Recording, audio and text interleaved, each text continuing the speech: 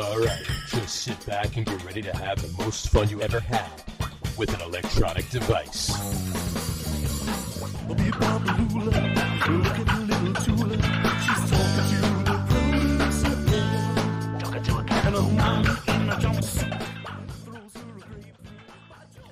All right, everybody, welcome out to the Get On With It Sports Show. It is Wednesday, February the 7th, 2024. Jersey Johnny coming at you.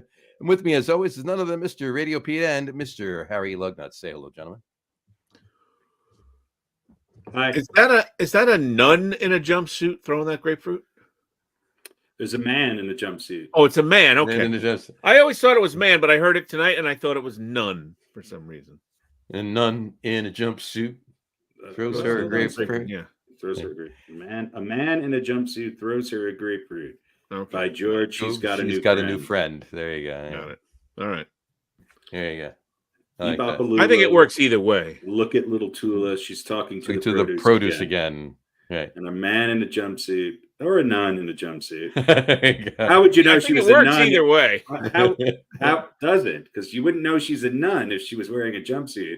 Unless she had a jumpsuit on and just... she could have had the habit on. The trail hat thing on. Or it could be a nun-colored jumpsuit. A nun-colored jumpsuit. No. Well, all right. Well, hi, everybody. Welcome to the show about sports.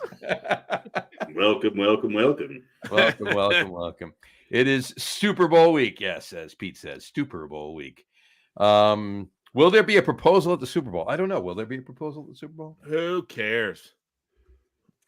The only proposal, I think it's more likely a proposal will be made by the audience that, I propose we turn this off because I don't want to watch it anymore.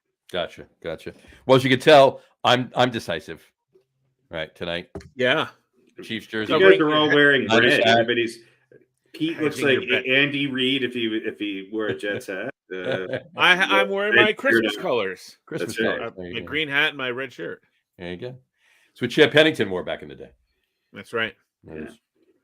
So, all right. Hey, let's get the memes out of the way. Yeah, let's do the memes. Let's get the memes out of the way. We're gonna kick it off with this one. China may be using sea to hide its submarines. Is that the actual? Is there another word after sea? Like monkeys or sea monkey? Maybe using sea monkeys. Seamen. Maybe using sea monkeys or seamen to hide its submarines. Yeah. Seamen to hide its submarines. That's a lot of seamen. Sea monsters. Sea monsters. There you go. Yeah, sea monsters. All right. Yeah, interesting. I thought it was. Next one. Rare, out of print, and non-existent books for sale. Yeah. Well, but are they for sale? It doesn't say that. Well, yeah, or they have them there at least in the bookstore or whatever.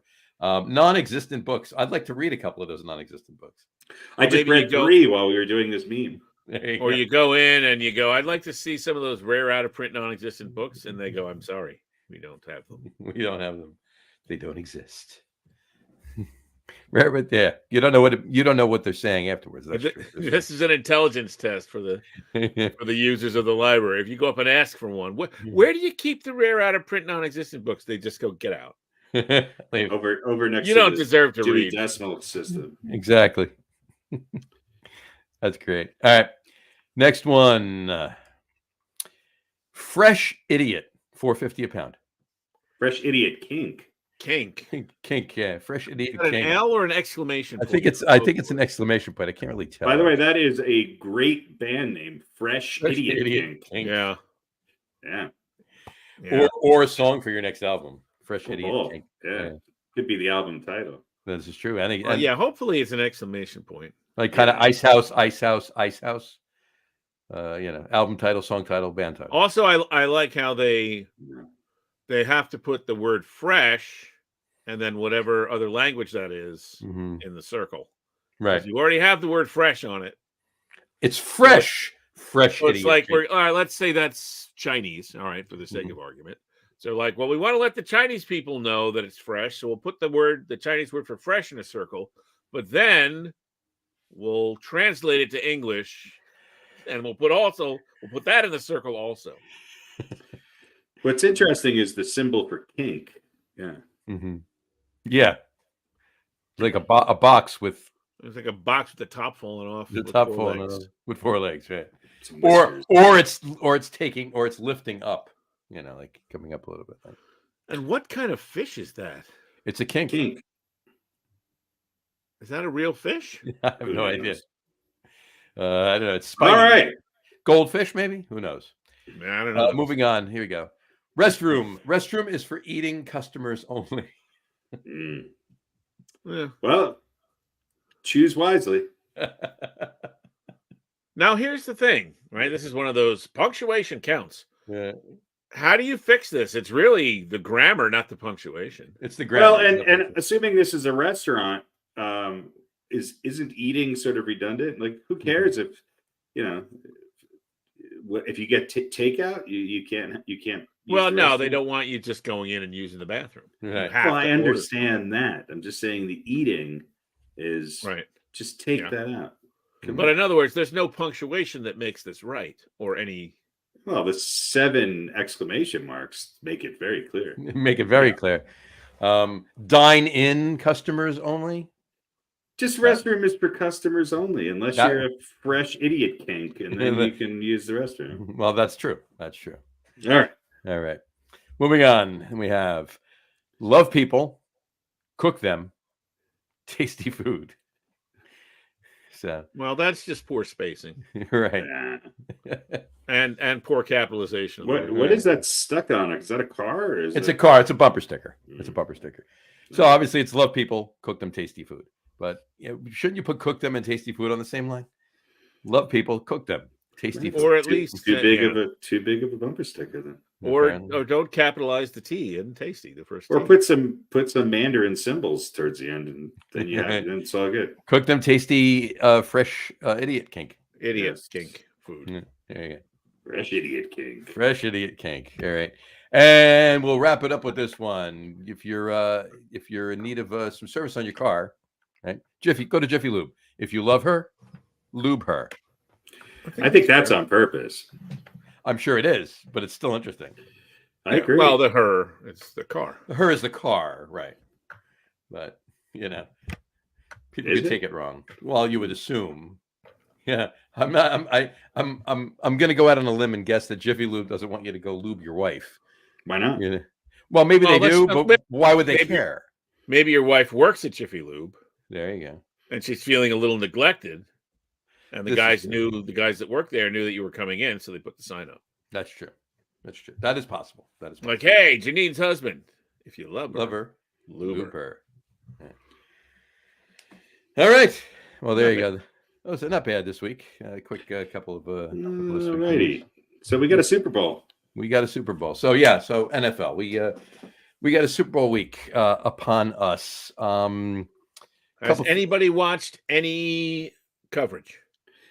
Well, I have been purposely staying away. 5 minutes here and there, nothing crazy. It's all the same thing. The only arrest so far is Patrick Mahomes' father. Right. Which is just going to spur them on to an even bigger victory. Right.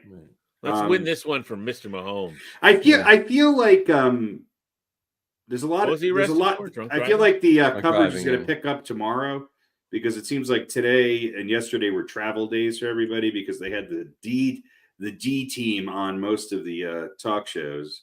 Right. So, there's not a lot to really talk about. The Chiefs have a guard who's very critical to them, maybe with a pectoral-ish muscle strain that might not play. But other than that, they're digging for stuff. So, is dipshit going to play for the Chiefs? Who knows? Couple days in Vegas and something will probably happen. Right. Well, the field is too soft. The 49ers are complaining that the field is too soft. Mm-hmm. Right. And the hookers are too hard. That depends. Switch them. Soft hooker, hard field. Yeah. That's what you're looking for. Well, this is true too. And it's shocking though. I haven't seen any coverage from the Mets because any chance the Mets get onto hold on. To put up some sort of news when it relates to them, even in the slightest regard, they will. And Patrick Mahomes' father pitched for the Mets, so they haven't said anything about Patrick Mahomes' father getting arrested for DWI. Well, I don't think that really helps. No, but this would exactly be something that they would put out there. No, we're So, avoiding. but- This is a non-Mets Yankees week, so that's enough of baseball. All right. So the real story is here: the pitching for the Mets drove him to drink. Yeah, he drove him to drink. Right, That's exactly. the angle right there. And it only took 24 years to sink in. Right. It's a cumulative effect. Exactly. All right. So look, a couple weeks ago, a week and a half ago, were the championship games. I know, we've talked about them ourselves, but we obviously haven't been on the show. We hadn't had a show since the games. Thoughts on either game? Thoughts on the Chiefs Ravens? What's his name? Isn't ready for primetime yet? Lamar. Still not, huh? Not quite ready for primetime yet.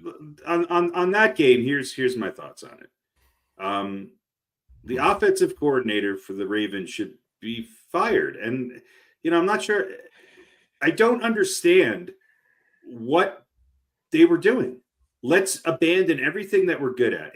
That game reminded me of when the Giants played the Bills in the Super Bowl, where Belichick and Parcells had 6 guys or 7 in the secondary, rushed 4 guys, and they were able to contain Lamar Jackson. Lamar Jackson had all day to pass, but the last thing you want Lamar Jackson doing is standing in the pocket with 7 seconds trying to decide what he's going to do.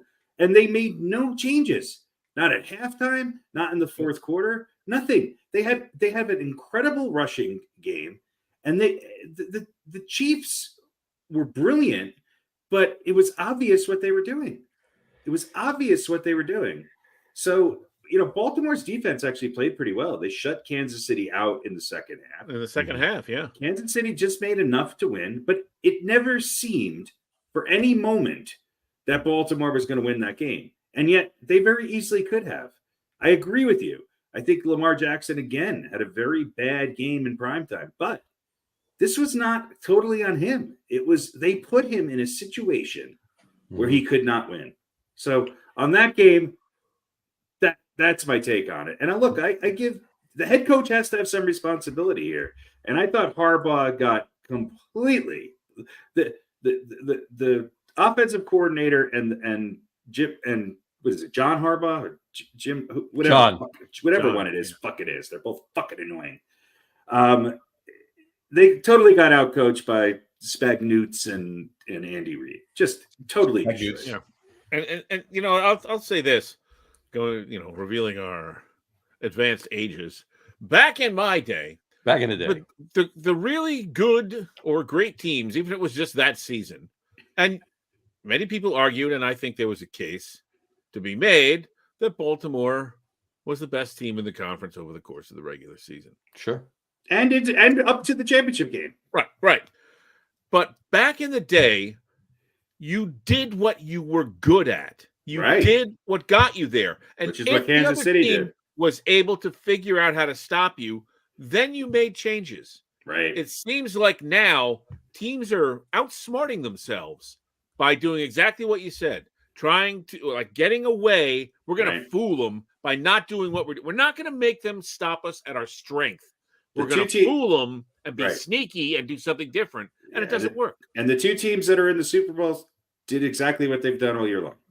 Yeah. And the other thing I'll say about that game is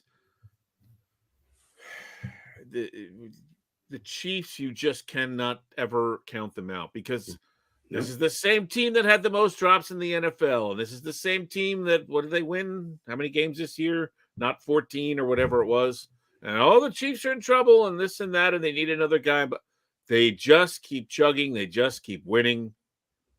And obviously, and Andy Reid, I think, is the big part of that, just as much as any of the players are. But let me just point one thing out. As bad as Baltimore's offense played, if it wasn't for Zay Flowers' complete idiocy, who should be hit with a bat across the fucking skull. Yeah. Okay, number one. If they score there and Lamar Jackson doesn't throw the most obvious interception in the history of championship games, and they kick a field goal, they win the game. As bad as they played, they lost by 7 points, and 6 of those were taken away at the 6-inch yard line. And look, I want to point. Can the receivers just stop stretching out to score. Let me point to one thing out to you. Well, first of all, Lamar Jackson was not only obviously the top passer for the Ravens, but he was also the top rusher for the Ravens. They were the top rushing team in the NFL. Right. But no. In the game, he was the top rusher. Why Okay. not? And he actually was and he actually wasn't the least receiver either. He was, he caught his own pass and ran it for 13 yards. But that was a fluke. I know. That was a fluke in the right direction. I know. But in any event, my point is, total rushing for the Ravens was 81 yards. Total rushing for the Chiefs was only 89 yards. Right. All right.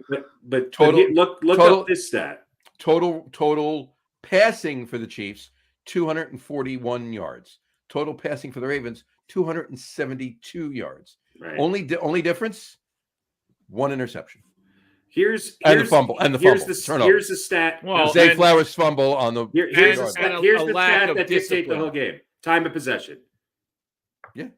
Time of possession. The two turnovers by Baltimore and the time possession. That was your difference in the game. Right? And a lack of discipline would seem to be something of a theme, right? Particularly over the past set of games. Yeah. Now flipping to the NFC game, same thing. The 49ers have not played two great halves in any of these football games, and they look very beatable. Yet the Detroit Lions again did stupid things. Mm-hmm. Now that game wound up being a little closer than maybe it actually was, because why can't we just stop a team when we're up by 14? Now we have to let them score so that it has to come down to an onside kick. They were up by 17. It has to come down to a 6-minute review of whether it went 10 yards. And we have to look at Dan Campbell on the sidelines, and we have to listen to all the pontificating and all of the bullshit that goes on. San Francisco's a much better team than Detroit. But that game again came down to one possession.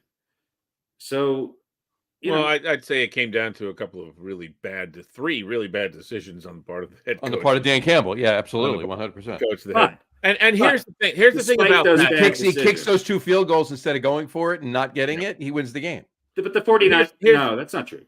That's not true. He went for it on fourth down twice when he could have kicked field goals, and right. He didn't make the fourth down. Right. So had everything else been the same, all things equal, other than those two issues, right? But assuming he makes the field goals, they win the game. The end of the game would have been very different. Sure. San Francisco would have been up by 2 scores, or at least 10 points going in. They would have handled that last drive much differently. But yes, doing math without any context, yes, right. Yeah, but right. Plus you have that. Plus you have the play call. But just kick the field goal, and then you got to get it back and get the touchdown. Don't run the ball and then have to call a timeout, which is precious. Right. And look, I understand that obviously, at least what everybody says, and I don't doubt it. The players love Dan Campbell. He's a gambler. He's that guy with the biting the kneecaps and all that. He doesn't have to win their love in the championships game by being that guy and going for it on fourth. Right. He has to learn. Put the points up and win the game. Coaches have to get better too. He's got them. He owns them. They love him. They're his team. You don't have to prove who you are in those situations. Kick the ball, get the points. Call it a day. Right. Yeah. Agreed. So, to that point, he has to learn from this, and he said something that our window might have closed.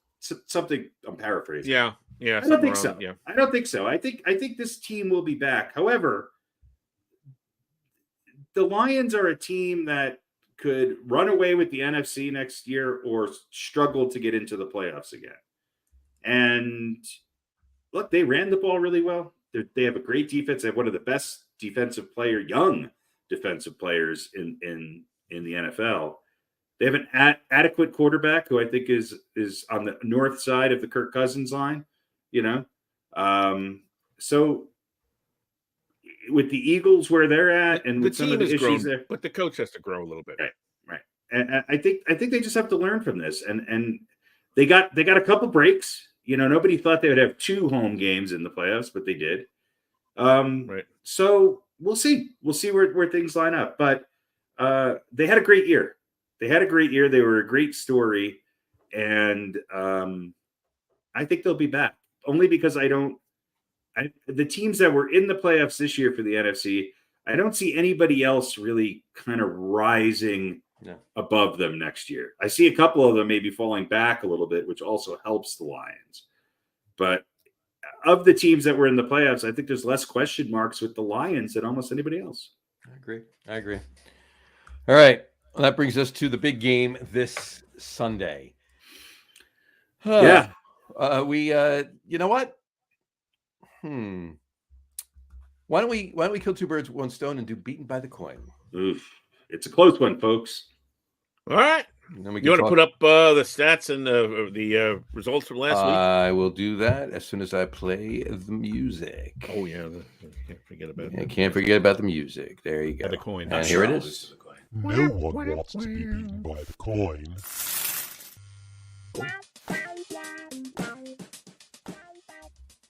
All right. So here is the current standings. So let me lay down, because I have an interesting proposition here, which I think could make this either more fun or really terrible, because that's the way I roll. So we've been going with 3 games each week all season long, a 1-pointer, a 2-pointer, and a 3-pointer. So 6 points on the line each week. We have kept that throughout the playoffs. I think the most interesting week was the division, when we had 4 games. Yep. Was it? And we had 2 2s and 2 1s. That was fun. But as the number of games has shrunk, the number of points is going up. So for the championship games, only 2 of them, each one worth 3 points. And you see the results here. Yours truly tanking it big time. And the coin getting 2 wins. I was actually up by a point. You were up by a point into that. And now I'm down by 5. I think this is the first time the coin has ever won a week.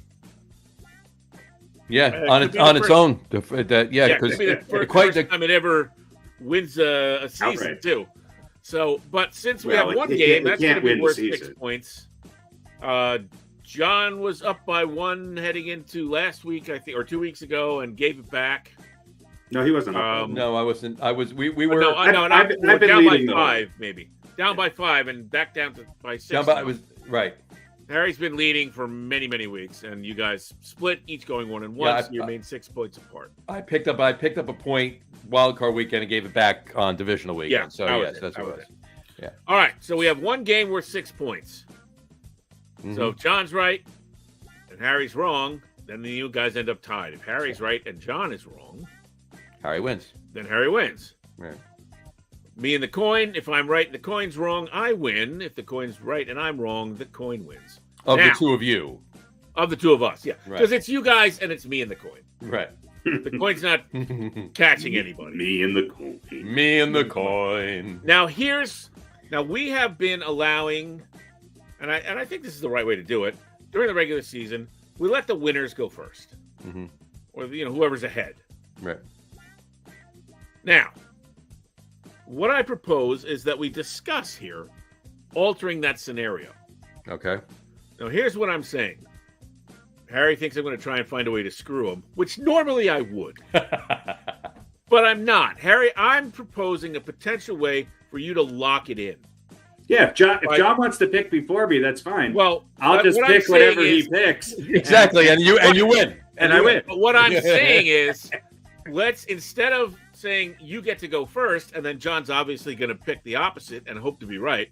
What if we give Harry the option of deferring his pick to John? So that way, if he wants to weasel his way to an assured victory, he can do that. And I wouldn't blame you if you did, because you've been working hard and you've been ahead forever. Well, here's what I will say to that. I know who I'm going to pick. So if John picks the same as me, then I'm going to take what I'm going to take. If he chooses the opposite, then I would be smart to just choose whoever he takes. But it's kind of like backing into the playoffs. But I just want to give you the option to do that. I think that's fair. Because the way we've been doing it is, if you're ahead, you just have to be right all the time. Yeah, I had a perfect division round and split in. It's like right, and now it's right. Everything we've done so far, Right. is potentially meaningless because you guys could end up in a tie. Right. Think about that. We don't have to decide right this second. Can you put that back up, John? Okay. Because I want to do the same thing, I think, for me and the coin. Yeah. Now, the coin picks at random. Right. So you would need to have the coin pick first. No, I would have to pick first. Oh, okay. Because if the coin picks first, I can just pick the opposite and Gotcha. hope that I'm right. I'm sort of in the John seat in this. Well, But if I pick first, there's a 50-50 chance the coin could pick the same as me and guarantee its victory.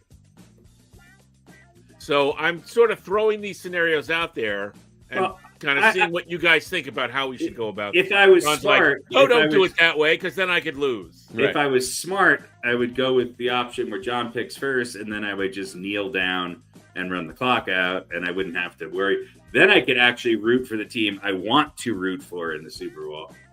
But it's more honorable if you say, I'm going to pick first. Yeah, so I'm going to pick first. If I'm right, then I win. If I'm wrong, then I lose. And that's maybe the gladiator way. I'm going to pick first. Now, if we tie, we could say, okay, we tied. Or do we have a tiebreaker?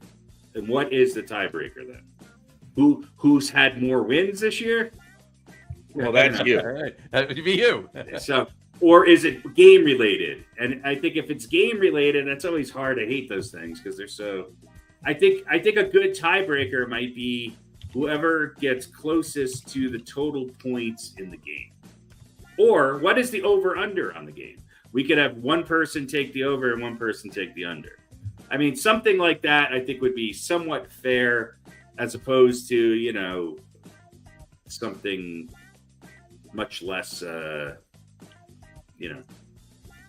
So I think that would be fine. So I want this to be interesting. I'm going to pick first. I mean, so let's pick a tiebreaker before we choose anything. Let's pick a tiebreaker.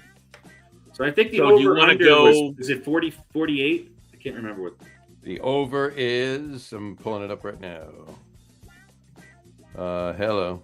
Where'd it go? No, I don't think it should be I don't think over under is I mean, we could choose that, but 47 and a half is the over. Okay, so that's what I thought. So what do you want it to be? Total points or something like that. Something where you have to, you know what I mean? So whoever's closest to the total points? Yeah. I don't know. What do you think, John? I like the closest to the total points. I mean, over-unders, cut and dry. I mean, Harry and I would same thing as right, but you guys might both agree on the over/under. Right. If you do the over/under, you're in the same situation. So here's what I propose. I'll pick first, but John has to pick the total points first. That's fine. Okay, so that sounds good. I'm going to take the Chiefs. This is a tough one, but I fucking went against them last week, so I'm going to take the Chiefs. You don't bet against them until they lose. Until they lose, yeah. Until they screw me. All right, so John, you're going to take the Dolphins? I'll be taking the Lions, actually. Okay. The San Luis Obispo Sea Lions. I'll be taking the kinky. I'm taking the Hartford Whalers, actually. Kinky, whatever it was. What was the fresh? Tried to have a call back there, but fresh idiot kink. Idiot kinks. Fresh idiot kinks. Yeah. All right. So, should we do the same thing with the coin and I? The coin is ahead, so the coin should pick first. There it is. Fresh idiot. Yeah. Yes. All right. So let me pull up the old random number generator here. Where is it? I could flip a coin if you'd like. Yeah, we could. I guess we could do it the old-fashioned way. Yeah, that's true because we only have one. Yeah. Only one. So yeah. So who's heads? What, the Chiefs? So heads is the home team. Who's home in the game? No one. Somebody must be designated the home team, right? Well, just somebody. The favorite. 49ers are the favorites, so make the heads the 49ers. So heads is the 49ers, tails is the Chiefs. It looks like I can tell you right now who it is, but yeah, it looks like the 49ers are. Yeah, because they had a better record, so right. Yeah. All right. So here's the quarter. Okay, flip it. Heads we and tails. We believe that there's two sides. Yeah, I know. There's Well, 3 sides, but we only care about 2. I don't want to be accused of cheating here.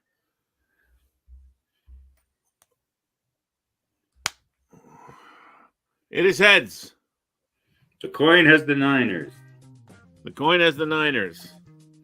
So Pete's Johnny taking the and the Niners. coin. Which means that I have to vote for the Chiefs, even though I want the Niners to win. So There you go. Yeah. So there we go. And Dave Scardino has chimed in. Go Niners, he said. I think we all want the Niners to win, but I'm trying to. I'm using judgment here. Gotcha. All right.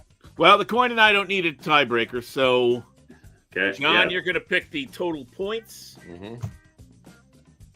and it's close. Over. What happened? It's what? You broke up. As far as the total points, whoever gets close, it doesn't matter if you go over. It does over or under doesn't matter. Whoever's closest is there. So,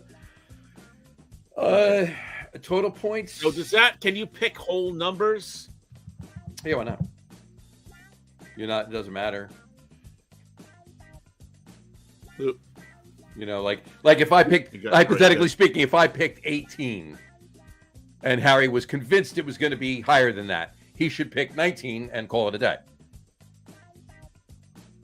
Well, that's not good though, because if it's that's what I'm saying. It's got to be. Then we're so I. That's why I thought the over under would be better, because it's yeah. But again, you could just do the same thing. Whoever picks the over under first, the other would go opposite, hoping to be right. Right. So I think what we should do is pick total points, and then, there could be a scenario where we're both equal distance apart. Yeah, so that's what I'm saying. How do we deal with that? So John then picks, 30, and you pick 36 or 37, and then it's. So then I think the tiebreaker to the tiebreaker should be the over. Over under. There you go. Yeah.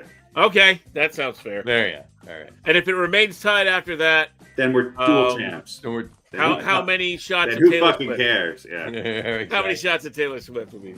Yeah. All right. So total points for John. I think the total points are going to be 59.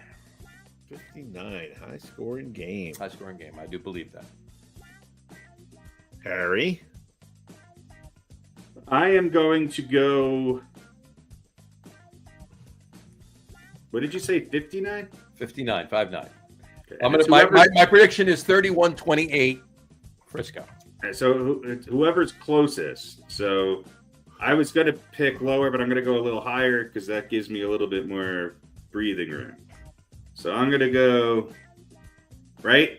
Because like say it's 44 and I'm 52 and you're 59, I win, right? Right. So I'm just going to go 58 then. That's the smartest thing I can do. That's exactly what I said before. You go one over or one under, and if you think it's going to be lower, you go one under. If you think it's going to be over what I said, you go one over. Yeah. That's it. Yeah. All right, so 59, 50. All right, so the over under is 47.5. Mm-hmm. Yeah. So I think it's going to be. But we don't need that because you guys can't be equidistant because you're only one number apart. Yeah. There's no way we can be equal distance if it's right. This solves the issue. This solves the problem. It solves it. Yeah. Right. Yeah, that's true. If it's 59 or over, you win. If it's 58 or under, I win. Right. There you go. Cool. And if Scardino chimed in, not bad, Johnny. He thinks it's going to be 65 total. You guys are fucking crazy. 34-31. This is the all right. You want this is the new Kansas City Chiefs. They run the ball and play defense. They scored 17 points last week. Yeah. But that was in Baltimore, in not as not in a dome in Vegas in February. So do you want to do some prop They bets scored more points. They scored more points in snowy, cold Buffalo than they did in Baltimore. So I think it has less to do with the weather. True story. What were you saying, Pete? Do you want to do some prop bets just for fun? Yeah, why not? Sure. All right. Who scores the first touchdown? Team wise? No, player. Oh, player. Christian McCaffrey. That's a good one. Yeah, I'll take up Pacheco. Pacheco. I'm gonna say Kelsey. I thought you were going to say Tony Gonzalez. Tony Gonzalez. Aaron And Hernandez. the coin picks Aaron Hernandez. Aaron Rodgers. All right. Let's see. Which team will have the longest touchdown play? The longest touchdown play. That would be the Chiefs. Yeah, I agree. I'm gonna take San Francisco. Fair enough. Let's see what else we got here. I bet you nobody had this one. Dave Scardino just chimed in. Taylor Swift will tear her ACL. ACL. I think ACL stands for something a little different. Oh, all right. So let's do who's the MVP? The overwhelming, I've been looking at these, overwhelming predictions are Mahomes. But I'm going to say Christian McCaffrey is the MVP. It's definitely Trent Williams. No, it'll be fucking Patrick Mahomes. His bobblehead and his stupid voice. Well, obviously, I'm going to pick a San Francisco player. Right, I know. And you're going to, yeah. So Christian McCaffrey's going to be MVP.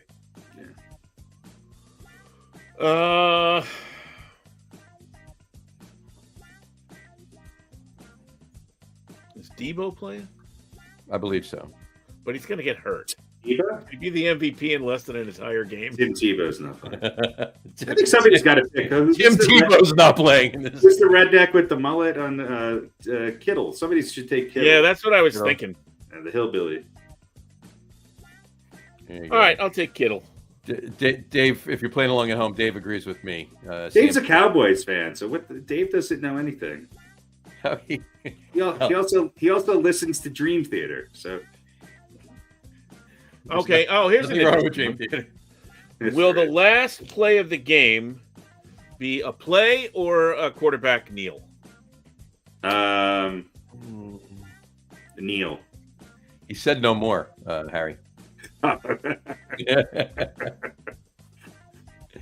Will the last? No, that's to the Cowboys fan. Oh, yeah. Was that Dream Theater or the Cowboys? Which was that?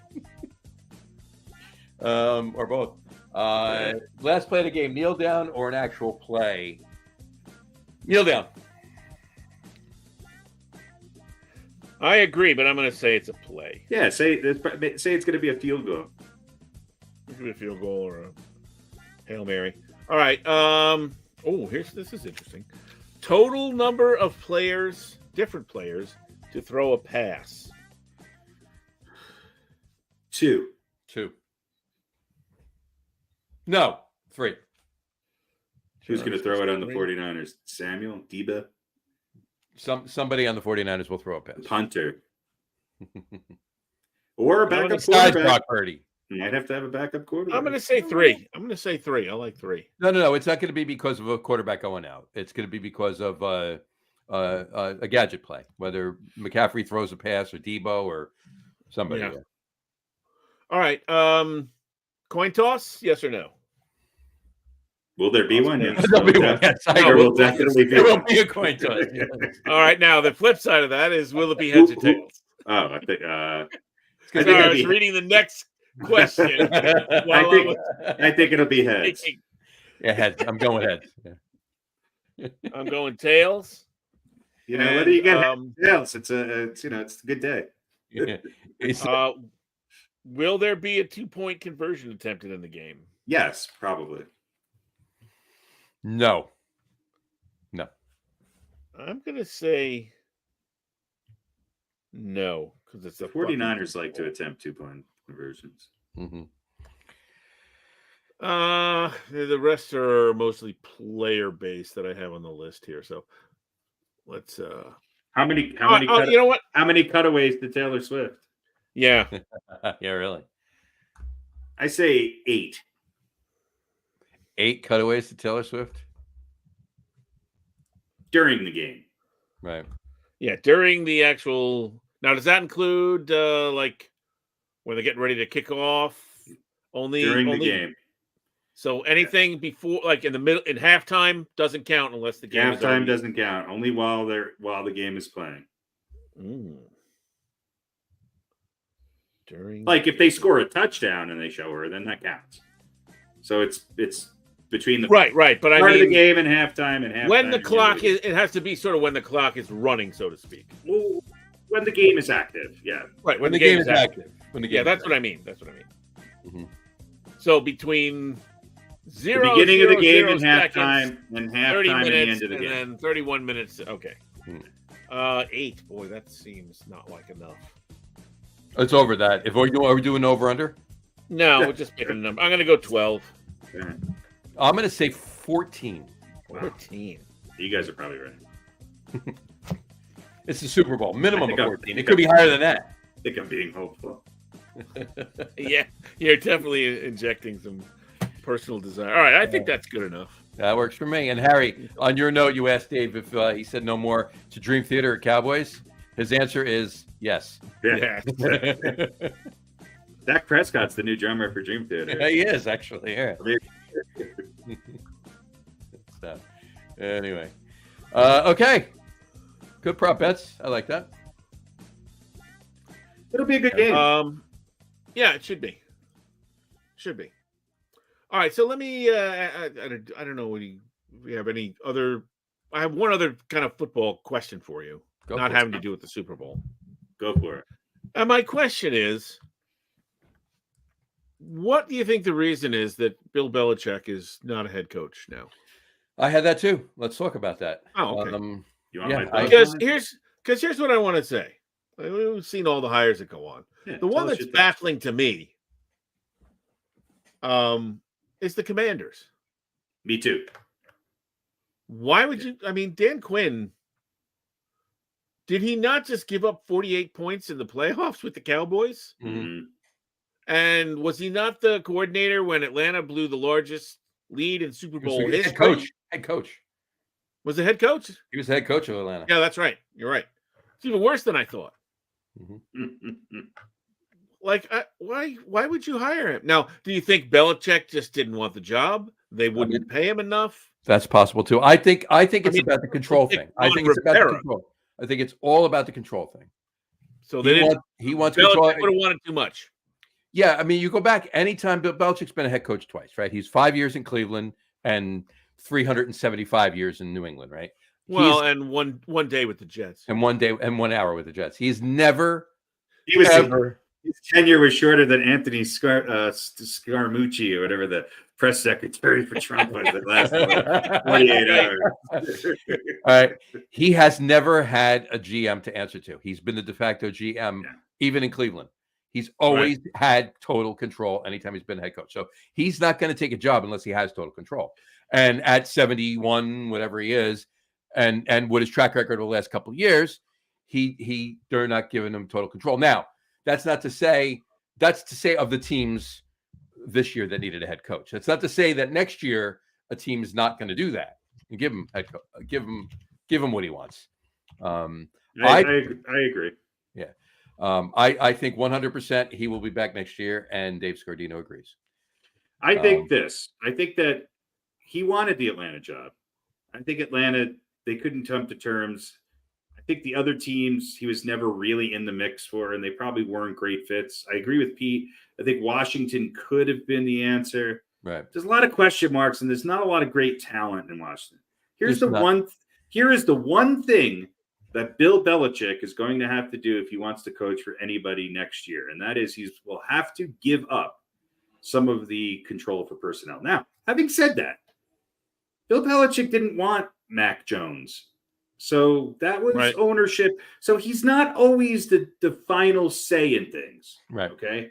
There is one team, though, that I think is dumb enough to give him the control that he desires and make him a head coach. Mm-hmm. And who is that? And the only way that I think this will happen is if the Jets can somehow manage to get Aaron Rodgers for one more year after next year. He's already said he wants to play 2. Yeah. So I He think said that.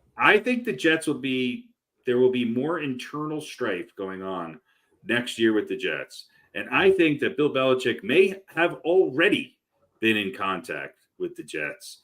I think Bill Belichick, I was hoping it was the Giants, but Belichick does not like the sons of Mara. He does not like where the Giants have gone. He didn't. He left because Tim Mara sold his shares to exactly. Right. He does not like what the Giants ownership is, and I'm with him on that. Mm-hmm. Well, and there's also the Parcells legacy too. No, I don't think he's too concerned about that, because I think part of that legacy is his as well. Well, I think he's part of that legacy, but if he becomes a head coach and maybe doesn't win for X number of years, then they're going to go, oh, well, Parcells was the better of the two coaches. I think he's going to end his career with the Jets. It's going to be a 2-year contract with an extension of an aging, rusting Aaron Rodgers. And that is going to be the biggest scoop in 2025, would it be? Yeah. In the NFL. Mm-hmm. That's my prediction. The other team that I thought would have been a slam dunk for him just because of the quarterback was San Diego. Mm-hmm. And that owner has always been pretty flexible with giving people control. He's a kind of a hands-off owner, but Belichick didn't even really have much of, wasn't really in the mix there. No, it seemed he was only in the mix in Atlanta, and that was it. There's one other team that in 2025 will be on the radar for Bill Belichick if it's not the Jets, and that is the Dallas Cowboys. Mm-hmm. Those are the 2 teams that Bill Belichick, one of those 2 will be the teams that Bill Belichick ends his career. I'm going to put this comment up from Dave Scardino right now. This was before you said the Cowboys. So he was talking about the Jets. Harry said, I think it could happen. Now, he might say the same thing again about the Cowboys, or maybe he won't. I don't know. Look, he's given McCarthy and Dak a leash. The Cowboys are set up to win. They have a lot of talent. They have a good team. He's got everything he needs. He's got a good quarterback. He's got good talent. A culture that kind of works for Belichick's kind of football. He's got a budding superstar on the defensive side of the ball, and we all know that. Hey, he's done pretty well with linebackers and edge people over the years. I think that there's something there that would work. I think he preferred to be the Jets. I think that's where it's going to be. I think there's already something going on with Saleh and this Jets organization. I don't think anything will happen before the season. Maybe, but if it's does this happen either no matter what the Jets do? Yes. Year? No. I mean, obviously, Rodgers comes back and they have a pretty good year. Maybe they make the playoffs. Right. You can't really get Rodgers comes back and they get deep in the playoffs. You can't get rid of Saleh. No, but I don't think that'll happen. I don't either. I think the Jets make a step forward. I think that the combination of Aaron Rodgers. Aaron Rodgers is running the Jets, just like he ran Green Bay. And there's only one person who can step in and, curb that a little bit. And I also think Rodgers would be very open to having Belichick on his side. Now, I think a better situation is Dallas. I think that I could picture Belichick winning with Dallas. Yeah, you see, that's the key here, okay? Right. It's not just about the control that Belichick wants. Right. And people actually giving that up for him, right? It's about going to like Brady did. Brady left New England and went to Tampa, ready-made Super Bowl winning team, right? Right. All right. He's going to want that same thing, and maybe not necessarily a ready-made Super Bowl winning team, but he wants that record. Yeah, would he like another Super Bowl? Of course he would. Why wouldn't he? That would be stupid to say he wouldn't, but he wants a team that he can win, that he maybe even can win those 14 games or whatever he needs in the first year. Certainly within 2. He doesn't want a team. He doesn't want a team that he's going to build from the ground up, and he's going to go through 2 years of 3 wins, because that's not doing him any good. I don't think Bill Belichick is good at building a team. It takes a lot of parts and pieces. And look, other than the teams that we know have set coaches, you're not going to see, too many changes, in most of these playoff teams. But the teams that did not perform well in the playoffs, if you look at Dallas, I mean, they jump right out at you. Yeah. That's a good opportunity, and we'll see with the Jets. I think the Jets will make a step forward this year. I think there's something rumbling there, and I think it doesn't sound great. And yeah, I agree. The other thing about this is, if Belichick goes to the Cowboys, he has to deal with Jerry Jones. I don't think. I think he'll be okay with it. He does, because he's the owner, and even if he's told he's going to have that control, there's no guarantee he's going to have that control. And he wouldn't. Yeah, he wouldn't. No. And other people with just the same personality as Bill Belichick have gone to Dallas. Now, has it lasted forever? No. But Belichick's no different than Jimmy Johnson and Bill Parcells. No, but he's going to be compared to Jimmy Johnson. Yeah. And if he doesn't win anything, or if he doesn't stay there long enough to win, he's going to be there. Think about the story to be the winningest coach of all time. He's going to get his 14 wins and call it a day. As far as winning a Super Bowl with Dallas, if he doesn't do that. But think about the story. This is almost like a Theo Epstein thing for him if he goes to New York. Right. Where he was coach for a day, where they haven't won in 50 fucking years. And if he comes in and over the course of 2 or maybe 3 seasons wins a Super Bowl, man, then you ask people. Not only does he have the record, but he cemented himself. Period. Yeah, no he cemented himself, and he's killed that. Oh, it was more Brady than Belichick. Right. Well, that's what he wants. Don't get me wrong. He wants to win another Super Bowl. He certainly does. I mean, Belichick's. But if he does it in New York, but that carries a lot more weight than going to Dallas. It has to be an older team with at least with a veteran quarterback. He's not going to come in and deal with some youngster. Right. And I wish it would be the Giants, and I wish there would be, some way for the Giants to get somebody other than, Nimrod behind the ball. But it's not going to be the Giants. It's just it's not going to be them. I think those are the two most likely landing spots for him. Mm-hmm. All right. So we'll keep an eye on that. Keep an eye on that. Dave Scardino just weighed in. He says, Don't get me started with Jerry Jones. I hope I run into him at Fatso's. He has ruined this franchise and needs to take a seat. And I think he's to that point. I think that he's changed a little bit. I think he's looking for somebody to maybe come in and challenge him a little bit. Mm-hmm. He doesn't have that with McCarthy. McCarthy's just sort of happy to be there, and McCarthy's a good coach, don't get me wrong, but he's not like Belichick or Jimmy Johnson or Bill Parcells. Something in me tells me that Jerry Jones realizes that what he's done has not necessarily. Now, having said that, Jerry Jones has put a lot more talent on the field for the Dallas Cowboys than a lot of other owners have over the, if you look at what Dallas has right now compared to a lot of other teams, it's not the worst. And it's certainly in the upper portion, talent-wise. Now, culture-wise, performance-wise, that's the issue. That's the issue, right? So, all right. Well, we will keep an eye on the whole Belichick situation. All right. So, Super Bowl weekend, we got the big game coming up. We'll talk about a couple other things in that. Let's really quick. We got our NFL playoffs, just a quickie. Uh-oh. So let's do that. It's NFL playoffs championship games, just a quickie. Is this about the Dallas playoff run? No, just a quickie. Sorry, Dave, I'm a Cowboys fan too since the 70s. Just a quickie. Well, they had some great playoffs runs. Well, but they're choking. All right, so here I need you to rank these. All right. This is what we're doing for this. Just a quickie. Rank these. Write these down. You can jot them quick. You don't have to write everything down, but you just say we'll remember. I'll just write this. 1990 New York Giants versus San Francisco. Okay. New York Giants beating San Francisco in 1990. All right. 1986 Denver beating Cleveland in overtime.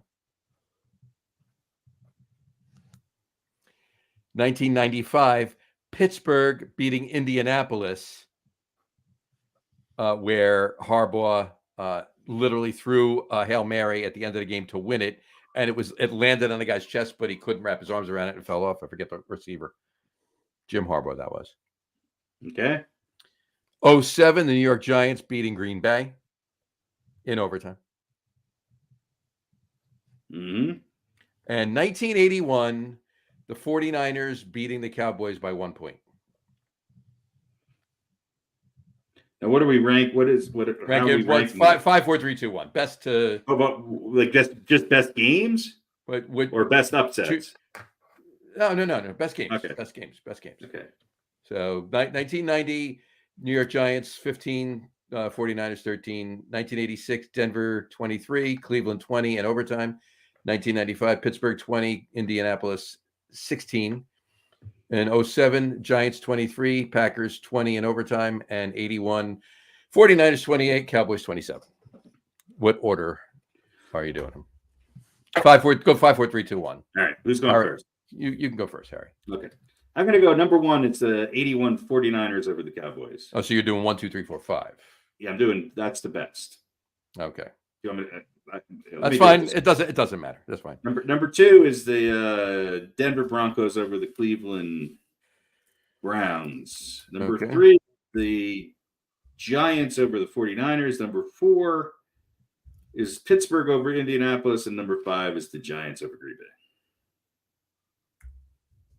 Okay. All right. So 5, 2, 1, 3, 4. So 81, 86, 90, 95, 07. That's your order. Pretty much in chronological order. Almost, yeah. Actually, it is. It's in chronological order. No, except yes, I did. I did in chronological. It's chronological order. That's exactly right. The younger I was, the better the games were. Better the game was. Yeah. All right, Pete. I'm gonna go. Where do I want to go? 5 through 1. Is that what we're do the same thing? Do 1, 2, 3, 4, 5. Yeah. So the best first. Best first. All right. Best is Denver against Cleveland. Okay. Number 2 is the 07 Giants against Green Bay. Okay. Because fuck the Packers. Number 3 is Pittsburgh versus Indiana because. Oh no, I'm sorry. Sorry. Number 3 is the Giants. Niners. 90. They beat the Niners. Is that correct? They beat the Niners in. Yeah, that's number 3. Number 4 is Pittsburgh, Indiana. Mm-hmm. And then the worst one is San Francisco over Dallas. That's the best one for Harry, the worst one for you. Yeah, so Denver. So 86, 07, 90, 95, 81. Okay. There you go. All right. And let's see, we have a comment on here. What should we call it? Dave was at the Giants San Francisco game. Oh. Isn't that in San Francisco? It's in San Francisco. Giants have played San Francisco in 2 championship games. They were both in San Francisco. Giants have played 2 championship games at home. And they were Washington 86 and Vikings when they lost the Super Bowl in 2000. And he also said, hate that 81 game. Every time I watch the play, I still think there's a chance he doesn't make the catch. Yeah.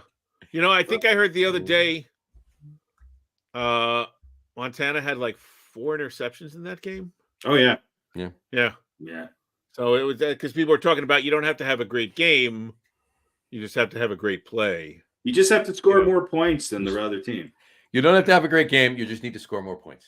Yeah. No, but like one great play will cement in everyone's mind. Sure. And and if you win, then it's funny how everybody remembers Montana on that, and half the people that, especially people under the age of 40, probably don't remember Dwight Clark. So yeah.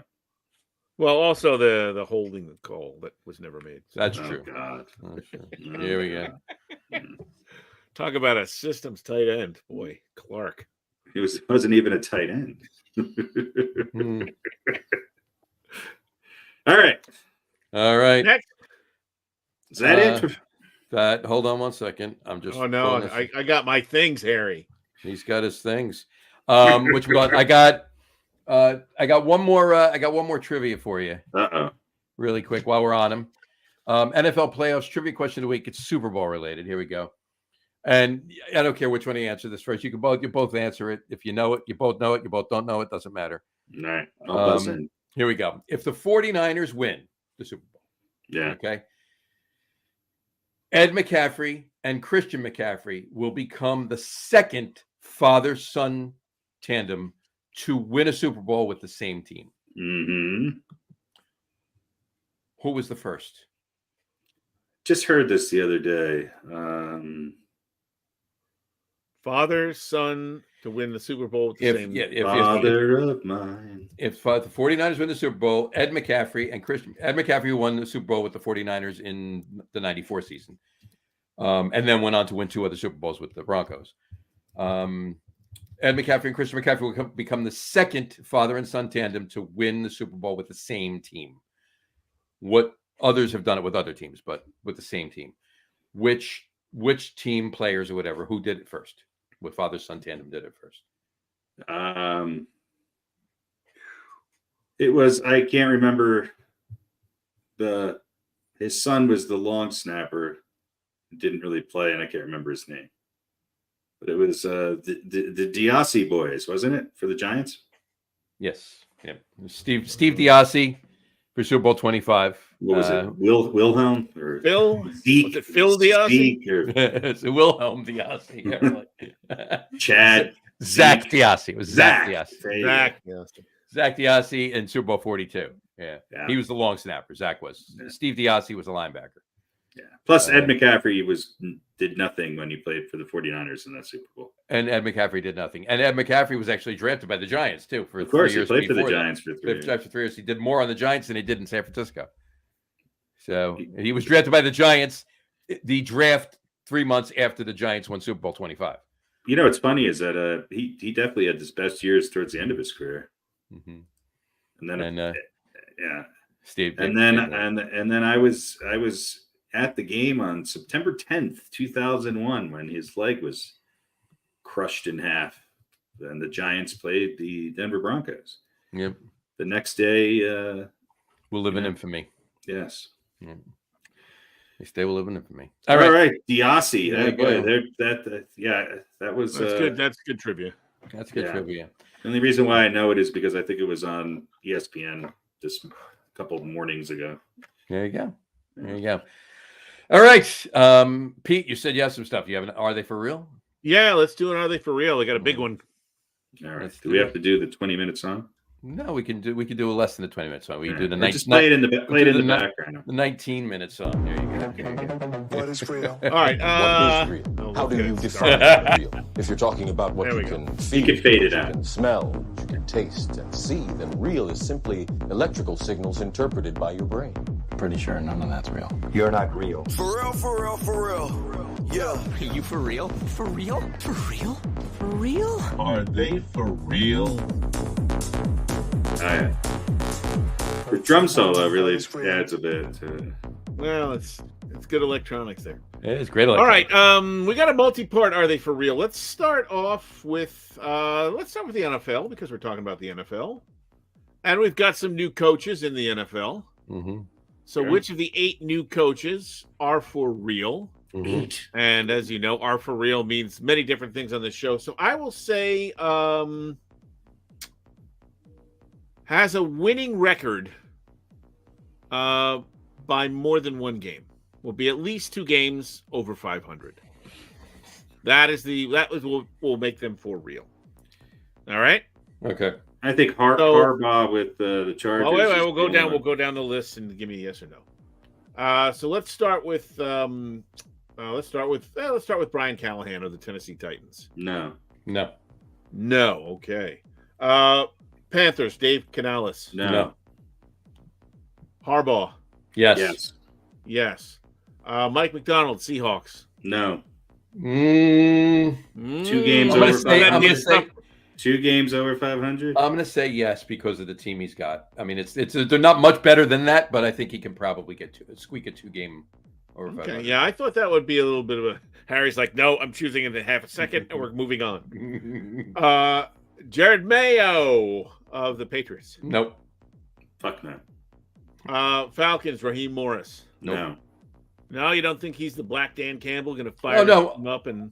I don't think he's going to have a 2-game over 500 record the first year he's coaching. So no. Yeah, that's all we're judging on. Antonio Pierce, Raiders. Yes. No. Yes. All right, so we got a split with yeses for Antonio Pierce and Mike McDonald. So far, yeah. Yeses for John. Yep. Should we just throw Bill Belichick and the Jets in there just in case? Callahan, Canales, Harbaugh, McDonald, Mayo, Morris, Antonio Pierce. Oh, yeah, that's all I got. All right, so we got 2 splits and everybody else is a no. Did you do Dan Quinn? Oh, no, I didn't put him on that. Yeah, that's who. Okay, so Dan Quinn. No. With the Commandos. No. No. Yeah, okay. So, all right, so we'll keep Did an you eye do Dan on Quinn? Oh, yeah. How about Dan Quinn? No. You can't leave him out. All right, so if the Raiders or the Seahawks go 2 games over 500, Harry, you're going to have a lot of egg on your face, mister. There you Anyway, moving on. Let's do a little NBA. Are they for real? Mm-hmm. I guess. Yes, the Knicks are real. Who is the most for real? The Cleveland Cavaliers. In other words, who's going to be at the top of the standings amongst these 3 teams at the end of the season? Okay. The Knicks, the Sixers, or the Bucks? The Cleveland Cavaliers. Of those 3 teams, who's going to be higher in the standings? Of those 3 teams, who's more for real? The Knicks. The Bucks will turn it around and be on top. But The Bucks it'll will be turn it close. around. And I think Cleveland's going to pass the Knicks. Okay. Cleveland's not going to pass Philly, too. The Knicks and Cleveland are going to pass Philly. They already have. All right. Yeah. Well, I still got some season left to go. Yeah. All right. Austin Matthews of the Boston Bruins. 40 goals in 50 games. Will he be the first player to get 70 goals in a season? I believe it was since 1993 when there were like 2 guys who did it. 92. Yep, you're absolutely right. 92. And 92, and yes, he will. Well, here's I want to add to that question. Who's the other guy? Sam, what's his name on Darnold. Florida? He has 37 goals. So Yeah. I think we have to include them both in here. That's 33 in like 30 games. 37. He's got 37 now. Right, but I'm saying there's only about how Yeah. many? Oh no, I guess it's Yeah. I don't guess that's think doable. I don't think either of them will. I don't think he will. I think Austin will. I think Sam will. I think Austin will. It's gonna be close. He's not gonna have 80. He's gonna have 71 or just 70 or whatever. so right. So at least 70. Yeah. All right.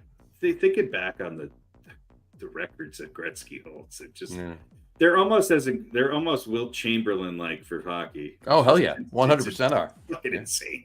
Yeah. Anyway, yeah, good one. I was going to bring that up. Good one, Pete. Yeah. And I think that's about it. That's All right. about it for Are They For Real?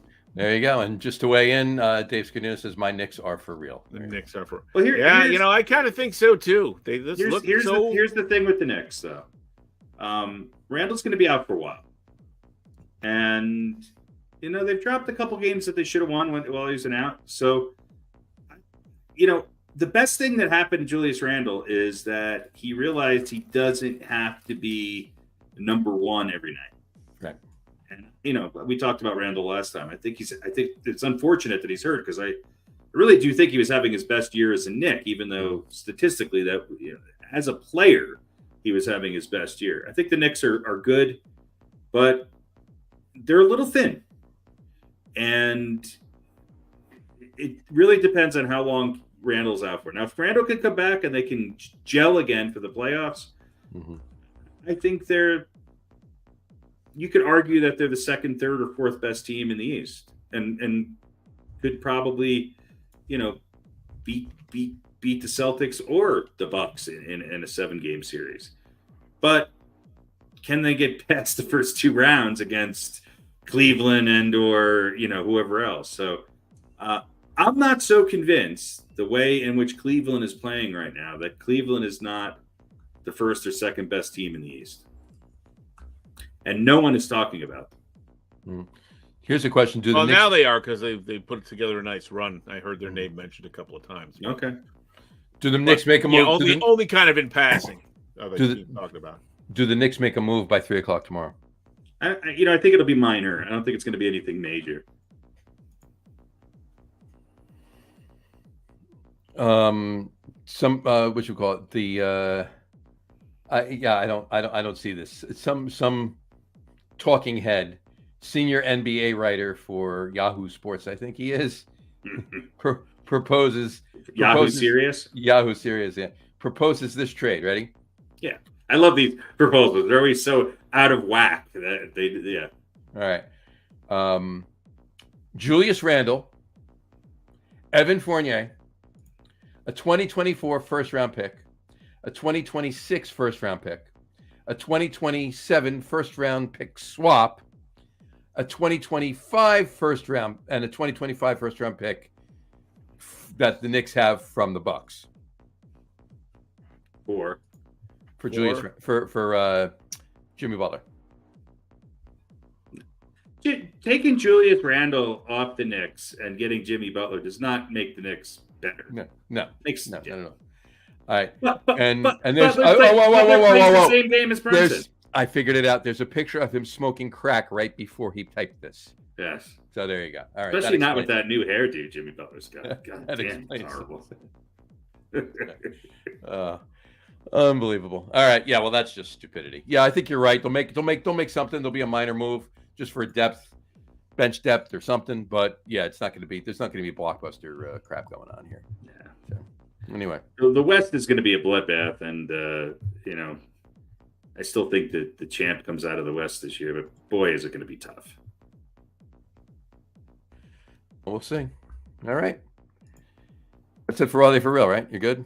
Yeah, that's it. All right. There we go. Sounds good. All right. What else you got there, Pete?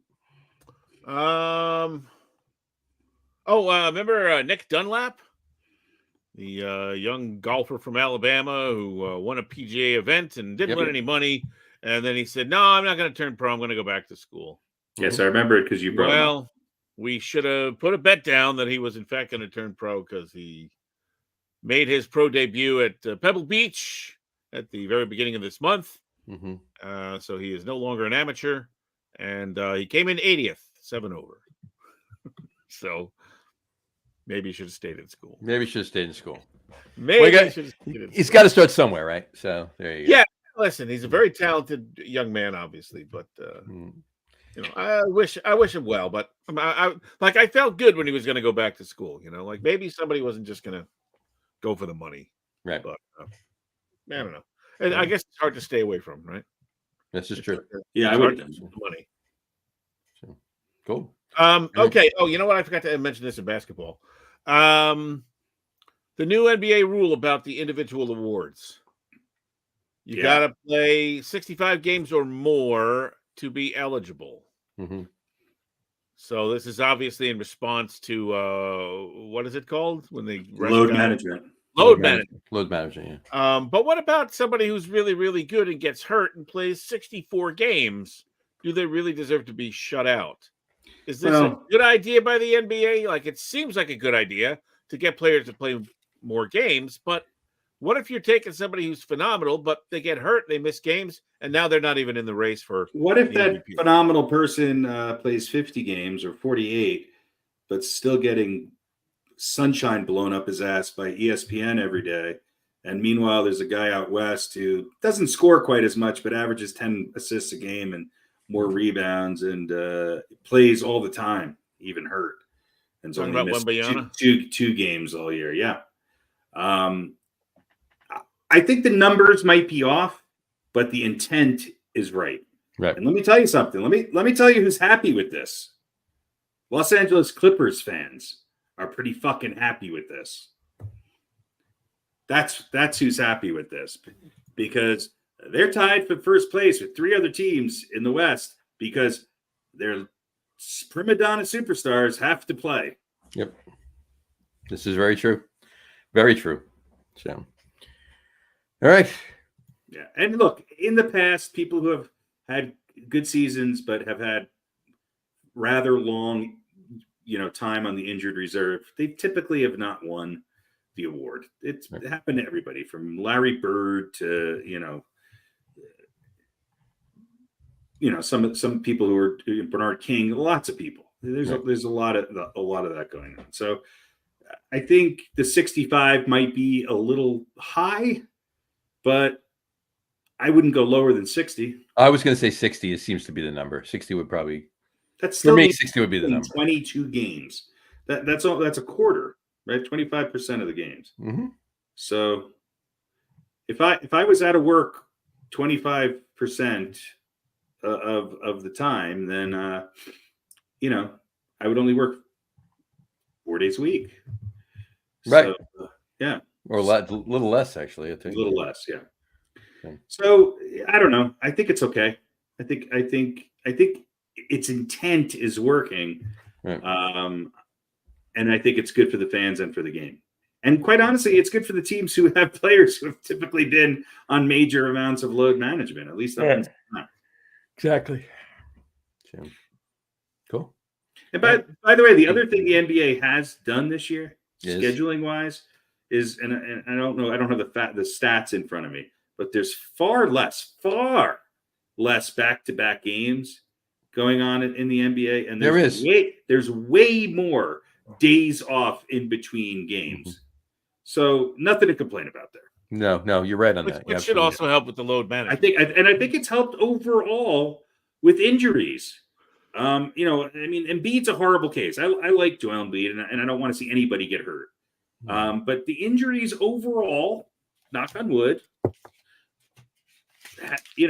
to the major stars have been down or minimized this year, I should say. Right. I think that's a good thing. It is. All right. Pete. Quick prediction. The trade deadline is 3 p.m. tomorrow. Yep. I have no idea. I really have no idea. One question, one guy. Does Kyle Lowry get traded for the second time in less than 2 weeks? That's my question to you. No, I mean, I think if anything happens to Kyle Lowry, he gets, he winds up being an announcer before the that might happen. Scarlett just waved the flag and go, "Oh, fine," or whatever. Or do they try and move him and get somebody, like a pile of bricks? Or you know what? It wouldn't shock me if he was moved again, but I don't think so. I think the guy who's going to be a hot commodity is Bruce Brown. That's what everybody's talking about. And that's the top of the list there. Oh, I would love to see him come back to Denver. There's no way he can. He could wind up on the Knicks, and that would be a great addition. Mm-hmm. He could wind up on the Knicks. That's what the talking heads in New York are all saying, that if they're going to make a move, it's going to be for Bruce Brown. And if they could pull that off, look, I already think this, and this is how much it's changed. Who's the GM of the Knicks now? What's his name? Why am I drawing a blank? Anyway, the Knicks. Leon Rose. The Knicks over the last 2 years are maybe the best run organization in New York, and that's a wild change from 4 or 5 years ago. I think he's done great things with what he's been able to do with the Knicks. I wonder what the difference is. I wonder if there's some person who's been staying out of it and I think you're right. Maybe. I think somebody doesn't want to have his name pop up on Epstein on the Epstein Island list, which seems odd because he has less responsibility now, right? Because the Cablevision was sold, so that's out of his hair, right? Maybe having more time to focus on the Knicks made him realize I should just shut the fuck up and stay out of the way. I don't know. Maybe it's brought him back into focus. Maybe. All right. Well, anything else for basketball? That's all I had. That's anything you had brought up. Do you guys see any other major players going? I can't think of one. I just don't see it right now. Yeah, I don't know. I wouldn't know, and I don't know. All I could do is parrot what somebody else said, which for once I won't do. All right, last question for me. This is about baseball. And, of course, the Orioles have been sold. Yep. They have to a multi-faceted, super-duper ownership team. Multifaceted, super-duper ownership team. That's the way it's actually presented. I believe that's the name of the group, the official name of the group. Yeah. They had to get extra wide paper to put their masthead They on. did. Obviously... They were going to go with kinkfish or whatever. Fresh seafood kink. It's fresh food kink or whatever. So obviously, the Angelos family, traditionally one of the most terrible owners in the past decades and decades. But last year they got good and had a nice run. And maybe if they hadn't had to sit down for a week and a half, they might have won something else. But that was the son. Is it David? Peter Angelos is the old man, right? Angelos, David Angelos. David Angelos' son, yeah. Yeah. So David Angelos got them to where they were last year. So do they own Angelos? Maybe. Maybe. Might have sold it with the team. But now they're out. So will this team continue? Will the new ownership group be? It's hard to be any worse than the Angelos, but will they be on par with what David Angelos did, which is taking this team, building it, young players? I think they're set to, I think the Orioles have had a pretty good rebuilding program going on over the last couple of years. Seems like if they're willing to spend a little bit of money when some of these contracts come up on these young players, and they continue to perform. Well, they spent the money too. I think with the pitching depth they just signed the other day. So. I think you got to be a draw for some, and I think sometimes you got to have the right people whispering in people's ears in order to get them to go to certain places. Baltimore's not a top spot. Neither was Houston, but Houston has a culture of winning, and people want to go there.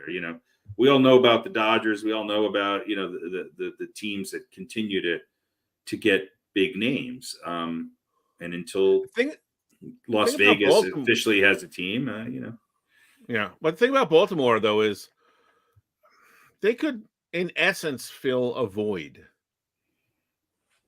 I mean, yes. Baltimore's a big sports town, and the Orioles, have a lot of history. Right. But the Yankees have not done particularly well of late. Tampa Bay is around. Toronto was around, but neither one of them is really thought of as a perennial juggernaut. They're good teams. Boston is, up and down. The Yankees missed the playoffs for the first time since Clinton was president. So yes, they haven't won a World Series, but they've consistently. In the grand scheme of things, they've been a successful organization. But yes, but yes, they've been successful, but they haven't been. In other words, there hasn't been a dominant team. No, over a stretch of time coming out of the AL East. Well, but all of the teams, at the exception of the Orioles, have had really good teams over the last 5, 6, 7 years. Right. I mean, but nobody's won anything. Well, at least Tampa Bay. I mean, Tampa got to right, but nobody's won the World Series. Well, the Red Sox did, not that long ago. 2018, yeah. So 6 years ago was the last time. Yeah. All right. So I'm just saying, Baltimore could be the team that, if you're not really sure who to root for, you might just start rooting for them. Mm-hmm. If they can continue to be Baltimore will fill a void in Baltimore if they can, can win. Yeah, but I think they could also be a national team too. Mm-hmm. I mean, because you'll have the Yankee haters, you'll have Boston haters, and who's really that excited outside of Toronto and Tampa Bay about Toronto and Tampa Bay? The Tampa race. Sorry, an entire country and say the Tampa. Nobody's excited. Well, yeah, but that country's not this country. Nobody's excited about it. Right. Yeah, they watch more baseball per capita than we do.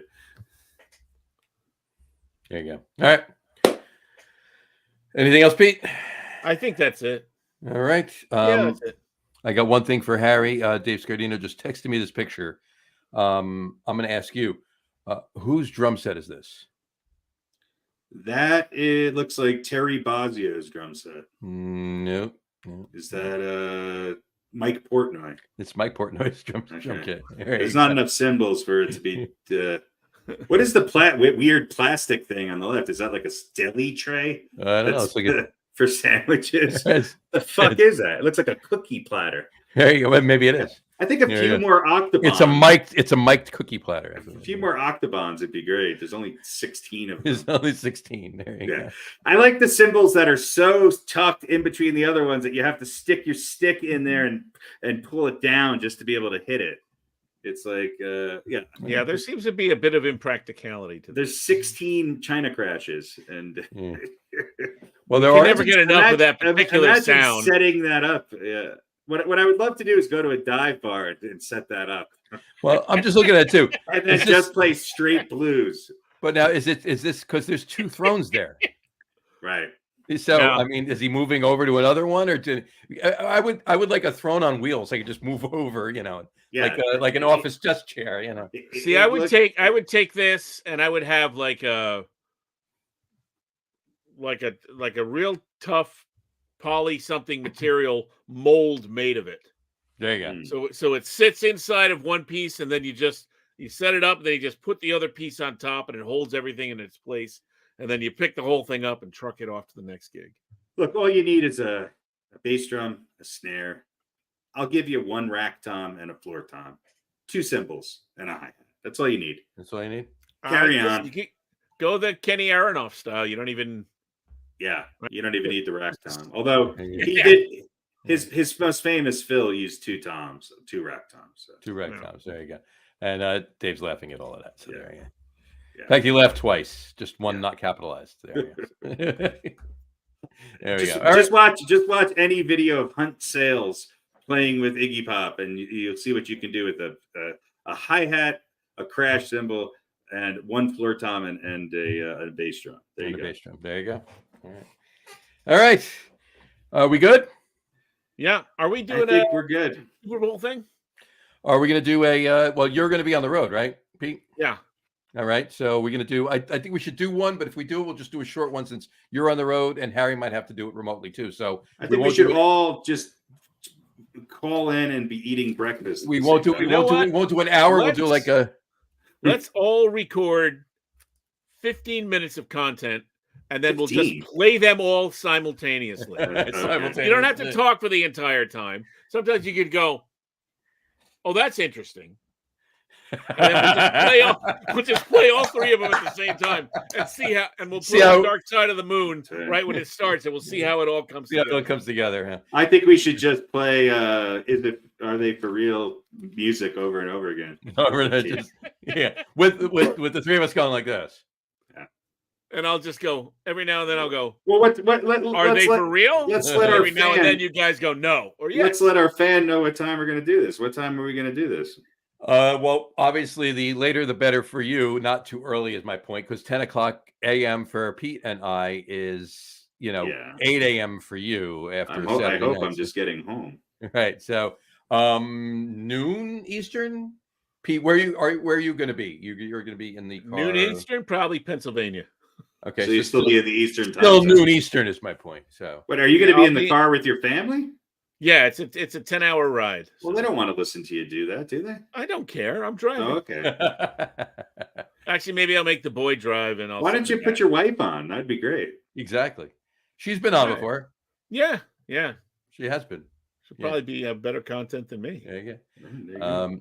All right, so noon on noon on Sunday. Noon Eastern time on Sunday. Yes, will be half an hour. It won't be our usual hour because we'll do noon on Sunday. So 10 a.m. for well, let's attempt that anyway. My chili will be going. We got a couple of cool little quizzes and some prop stuff, and it'll be fun. It'll do a nice little fun thing. It's our 4th annual Super Bowl Sunday show, so we got to keep the tradition going. And we keep him awake too. So there you go, and that'll do it. So all right. So yeah, tune in Sunday, Super Bowl Sunday. It's not Super Bowl Saturday. Saturday somewhere. That's true. It might be. Tune in on Sunday, Super Bowl Sunday, this Sunday, February 11th at 12 p.m. 12 p.m. noon Eastern time, and for our 4th annual Super Bowl Sunday show, it'll be fun. That's right. Get a little diversion from your cooking and getting ready. It's well before you have to go to any parties or have we your own. We will simulcast the NORAD Taylor Swift tracker, which will track her from Tokyo to Vegas. Yeah, it's a 13-hour flight, so she'll probably be about 2/3 of the way there by then. So Yeah, we'll track her. Let's put it this way. I guarantee it'll be a welcome respite from the traditional Super Bowl coverage that'll be on every other channel. 100% will be. What we do? You can use a nice half hour off from that. Yep. Oh yeah, ours will be ridiculously different. Yeah, take a half hour off of the Yes. droning on and on about everything like that they've been droning on and on about all week already. So in fact, we might not talk everything about that the needs Super to Bowl. be said and is going to be said has already been said, and we might talk about the MASH reunion they're planning for later this year. MASH, they're all dead. No, there's a couple of them around. All right. It'll be a short reunion. Anyway, all right. Just Gary Bergdorf walking. Where is everybody? Alan Aldous will be there. Yeah, he's still. Alan Alda will be there with him. Yeah. So anyway, all right. On that, yeah. By the way, well, no, sorry. Go ahead. Yeah, no, go ahead. I was going to wrap it up, but go ahead. Go. By the way. No. I just I posted the other day. I saw McEnroe and what's his name? Jimmy Connors? No, not Jimmy Connors. Oh, Agassi playing pickleball. Oh yeah, I did see that. I saw your post. It was. I forget one of the. Pete was on the pickleball before everybody. With Jack Sock and the other one paired with whoever else again. We have been reporting pickleball longer than any other news. We have for years, literally years now. Mm-hmm. And I just thought this is just. The Mumford and Son trend lasted about 4 years. I hope pickleball does not last that long. It's almost that now, so we're getting close. So anyway, all right. Anyway, so I was thoroughly disgusted. Well, where's Tiny Hands Johnson when you need him? You can't compete. He's not the same draw as McEnroe and Agassi. Did McEnroe right there? There he is, right there. He looks like Luke Wilson's slightly disturbed brother. That's his posture when he scores a point against Agassi. There you go. There you go. Did McEnroe throw anything at the ref? Are there refs? Line judges in? I think so. Yeah, like if you step over the line, you have to be out of the box when you hit it and stuff. They'll call you for it. By the way, who's announcing the Super Bowl this year? Good question.